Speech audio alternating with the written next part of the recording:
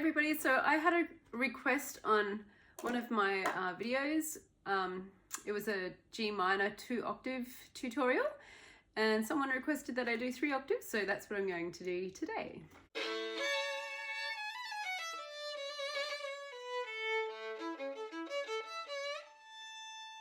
Thanks for joining me here at Violin with Catherine. If you are new here, please make sure you subscribe. New videos come out every Friday. And if you are a regular, welcome on back. Okay, so I don't know if the person just wanted G minor or G major. I might go through all of them today, or I might separate them, I'm not sure. But we're going to do the same fingering for all of them. There are always different ways that people do fingering. So if someone else does a different fingering, it doesn't matter.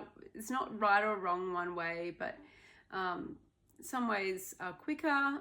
Some people like different fingerings better than others. So fingering is a little bit personal, but the G major, it might not be as variant as some other 3 octave scales. But what I do is we start in first position, obviously, because we need to. G string.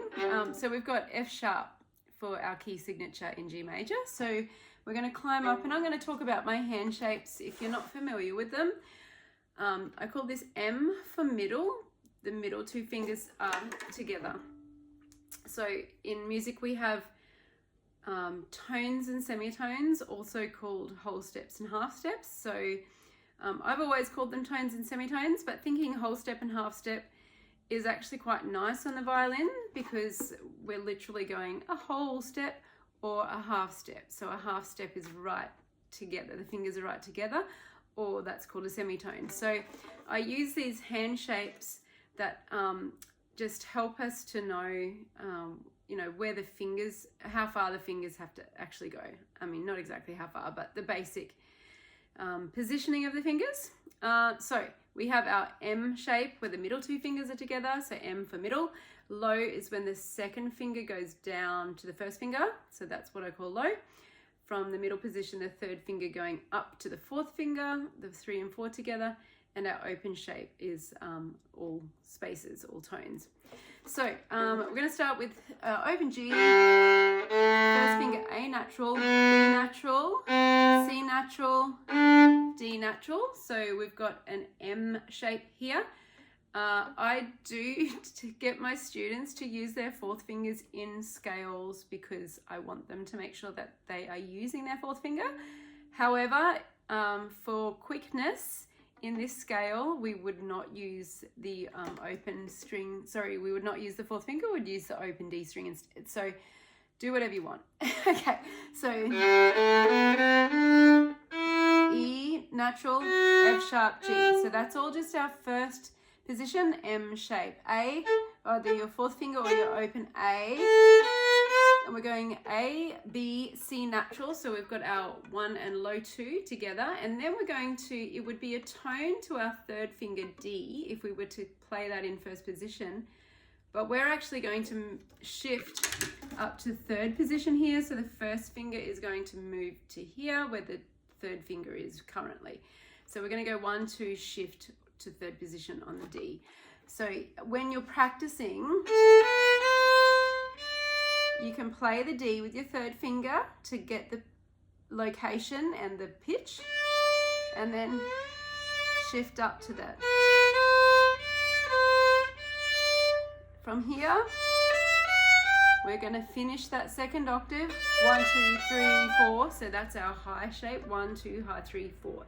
D, E, F sharp, and G. From here, that's our G. We're going to keep going up. We're going to climb up to the 3rd finger. So G, A, B, C natural. Again, we're using our M shape. And then we're going to shift after the 3rd finger. So the 4th finger would go a tone here.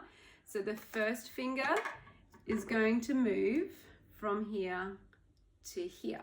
So we're going 1, 2, 3, 1. 1, 2, high 3, 4. So that's our F sharp. So D, E, F sharp, and G. up the top, 1, 2, high 3, 4. And we're going to come back down the same way. So 4, 3, 2, 1, shift to 3, 3, 2, 1, 4, 3, 2, 1, shift to 2. Okay, so I'm going to go through that again a little bit more slowly. And what we're going to do is go octave by octave. And this is something I often get students to practice because 3 octaves is a lot of notes and you can get really lost with what note you're up to.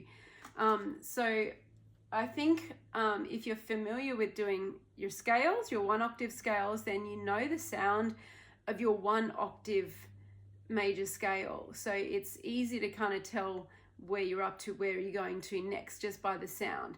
So we're going to stop at each G. When we play a scale, we actually have a name for each note of the scale. So the G is called the tonic. It's the special name before the note of the first note of the scale. So if it was A major, A would be the tonic, but G major, G is the tonic. So we're going to stop on every G or every tonic. So we're going to go with our M shape. You notice I used my open string there. Now this is the top of the first octave. An octave being our 8 notes, like an octopus, right? So remember, octave means 8 notes, or an octopus is 8 tentacles, right? So, so 1, 2, there's our G. We're going to play that G again. Shift. And that's our next octave done. So then you can actually just practice this middle octave by itself. So let's do that a couple of times, up and down. So G, A, B, C, shift, D, E, F sharp, G, our high shape there. Going down, shifting back to first position with our low 2, C natural. Okay, so we'll go up again. And that's our G, our top of our second octave, the bottom of, or the start of our 3rd octave. We're doing a 3 octave scale, remember. So 4, 1, 2, 3, M shape, shift up, 1, 2, high 3 and 4. Back the same way, back to the 3, and that's our G. So then just practice that octave a few times.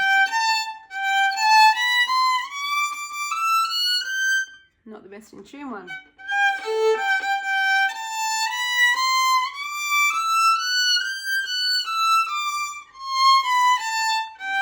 And then do your second octave. That's your G. Repeat the G.